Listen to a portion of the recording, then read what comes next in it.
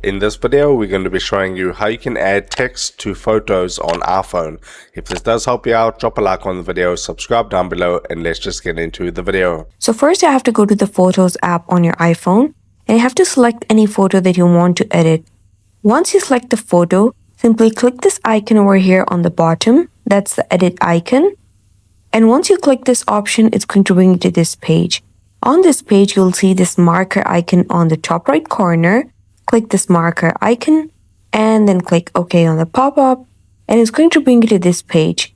On this page, you can use these markers to write the text manually, or you can click this plus sign on the bottom right corner and then it's going to pop up with this window, and here you have to click add text.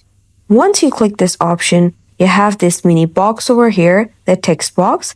You can select the color by clicking this color palette and choose the color, or you can just click this AA option over here, this icon. Once you click it, it's going to pop up with this window, and here you can select the size, the font, and the placement, and you can choose to make the text bold, italic, underlined, or you can just choose the different color. And once you're done with all these settings, you simply have to click this text box, and then you can just edit the text and write the text that you want. And once done, simply click on the screen and it's going to add the text to the picture.